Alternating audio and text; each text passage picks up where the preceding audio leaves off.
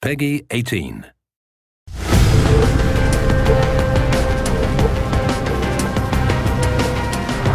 When I started this project and they basically handed me the responsibility of the audio for it, I started taking a look at the concept art that was being developed and taking a look and seeing the sort of Renaissance approach they wanted to bring in.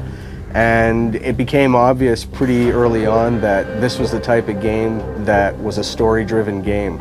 So at that point, I knew right away I'd made my first decision that the story needed to be the priority, it needed to be at the forefront. With all due respect, Major, I'll expect 2 security details waiting for us on the tarmac. In the first Deus Ex, I think because it was far more futuristic, it's a very electronic score. In this one, I think because it's 25 years earlier, it's a generation earlier, it's mechanical augmentation, so the music tries to express that. We decided to try using organic instruments to represent more of the human side, and then using electronic instruments to represent more of the augmentation side. It's a lot of acoustic drums, it's a lot of choir, it's strings. Because it's interactive, the music has to shift depending on what the player is doing. Especially in Deus Ex, where the player can play it stealth, or he can play it as an action game, or he can play it socially. The music has to be able to reflect all those different styles of gameplay. Combat is just insane. Making the weapon sounds is obviously the thing everybody gets excited about, because it's a lot of fun to make things go boom. We worked with the weapons designer. We went through tons of different sounds, blending all kinds of different weapon sounds, tweaking it. We take real sounds, but we blend these sounds with other stuff. Like, it's not just like 3-4 sound blended together. It's like probably 25 sounds all together. You have to feel the things like they're real, but in the same time, you like to get these things a little bit more than real.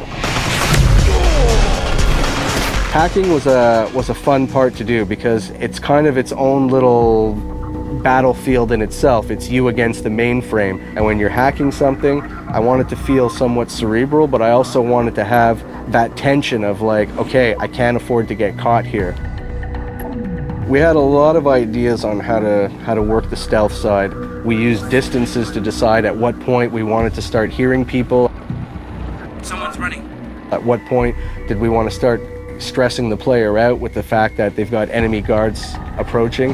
And in the end, I think we found a recipe that worked really well and creates a really cool experience. We know someone's here. Keep looking. It's a heavy game, it's dense, there's a lot of story, there's a lot of conspiracy, there's a lot of characters in the game. That means the emphasis needs to be put on the people telling the story, and in this case, the actors. It is a time of great innovation, technological advancement. The thing about playing Adam Jensen is tricky because as an actor, when you play anything like film, television, or stage, what you do is you justify everything the character does. You have to. I found your attack dog in the factoring labs.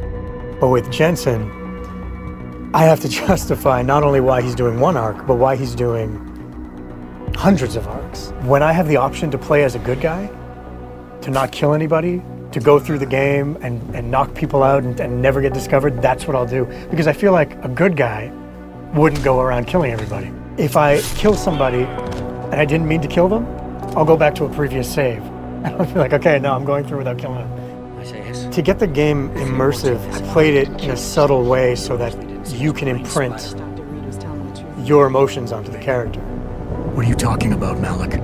What we needed was not so much music as it was more emotional support for the story. So whatever environment we're in, if we're in Detroit or we're in Shanghai, is trying to bring elements of that environment into the music. Street musicians that you may hear walking down the street are all incorporated into the score as well.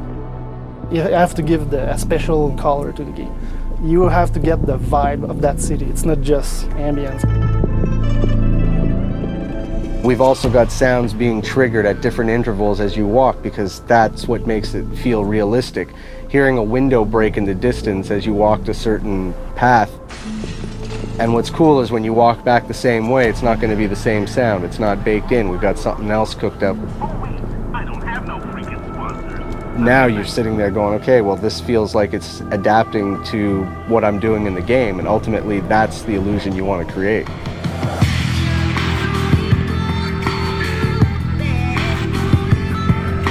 My philosophy on good sound design, I've often compared it to trying to send somebody into a deep hypnotic state, and you're going down layers and levels of states, and the better it's done, the more your brain starts to release and give in and let you go into that sort of hypnotic state of playing the game.